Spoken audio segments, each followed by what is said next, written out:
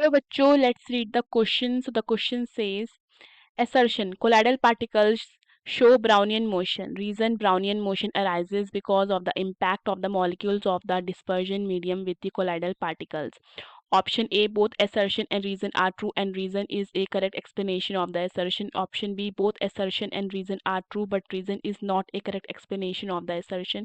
Option C, assertion is true but the reason is false. Option D, assertion is false but the reason is true. So the key concept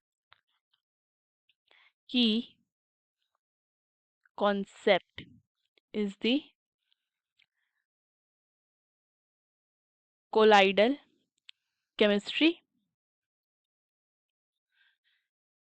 ठीक है, and इसमें हमारा क्या आ रहा है इधर, Brownian motion.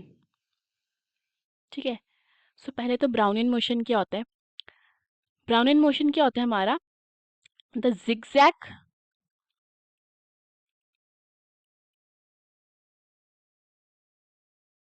Motion of colloidal particles in a colloidal solution. ठीक है, देखो अब इसका मतलब क्या होता है. तो जब भी colloidal solution में ये हमारा क्या हो जाता है, इसके अंदर colloidal solution. ठीक है, एंड जब भी colloidal particles का क्या हो रहा होता है, zigzag मोशन हो रहा होता है. zigzag मोशन मतलब कोई रैंडम मोशन है. ठीक है, वो किसी भी डायरेक्शन में जा सकते हैं पार्टिकल्स जो है. जो ये zigzag मोशन हो रहा होता है पार्टिकल्स का इन अ कोलाइडल सॉल्यूशन. ठीक है, इसको हम क्या कहते हैं, ब्राउनियन मोशन. ठीक है, सो अब देखो ये होता क्यों है, व्हाट कॉजेज ब्राउनियन मोशन. सो अगर हम बात करते हैं व्हाट कॉजेज ब्राउनियन मोशन, तो ये हमको पहले ये समझना पड़ेगा. देखो, जो हमारा ब्राउनियन मोशन होता है वो होता है due to the unbalanced bombardment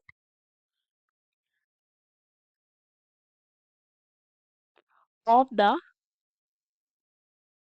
particles,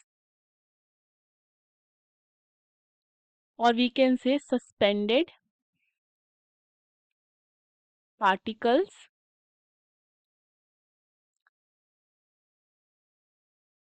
by the, और ये सस्पेंडेड कोलाइडल पार्टिकल्स, बेटर होगा कोलाइडल पार्टिकल्स लिखें. Suspended colloidal particles by the molecules of the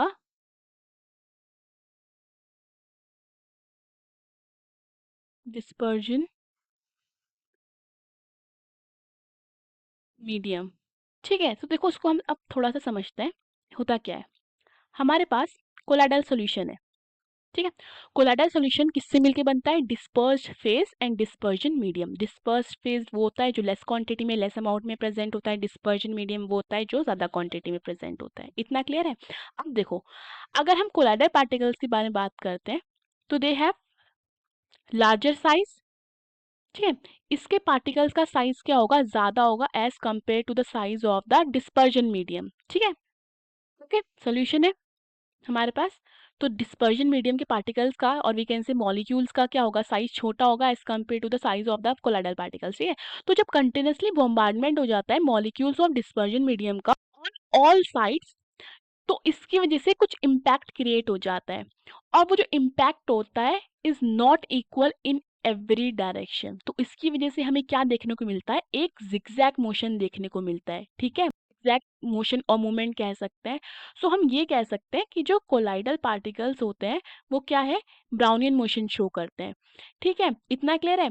अब देखो, पहला हमारा असर्शन क्या है, colloidal particles show Brownian motion, ये बिल्कुल ट्रू है, ठीक है, जिगजैग मोशन शो करते हैं ना सॉल्यूशन, ठीक है। अब Brownian motion arises because of the impact of the molecules of the dispersion medium with the colloidal particles, ये भी ट्रू है। इतना क्लियर है। तो देखो क्या होता है, अगर ये क्या टकराएंगे आपस में, तो इनके टकराने पर क्या होता है, एक अनबैलेंस्ड फोर्स क्या होता है, क्रिएट हो जाता है। तो अनबैलेंस्ड फोर्स की वजह से इम्पैक्ट जो होता है मॉलिक्यूल्स का डिस्पर्जन मीडियम के ऑन द कोलाइडल पार्टिकल्स, वो अनइक्वल होता है, बिकॉज साइज भी दोनों का क्या है, अनइक्वल है। और कह सकते हैं हम कि जो ब्राउनिन मोशन होता है या ब्राउनिन मूवमेंट होता है, वो रिस्पॉन्सिबल होता है पार्टिकल्स की स्टेबिलिटी के लिए, ठीक है। तो ये क्या कर देता है, एक पार्टिकल है, ठीक है, पार्टिकल्स का पाथ चेंज कर देता है when another particles collide with it, ठीक है। तो वो पाथ चेंज कर देगा, तो एक जिगजैग पाथ देखने को मिलता है, उसको हम ब्राउनिन मोशन कहते हैं। तो दोनों ही क्या है, ट्रू है, एंड रीजन भी क्या है, रीजन भी ट्रू है, एंड करेक्ट एक्सप्लेनेशन है असर्शन का, ठीक है। So the correct option is a. Hope you understood the question. Best of luck.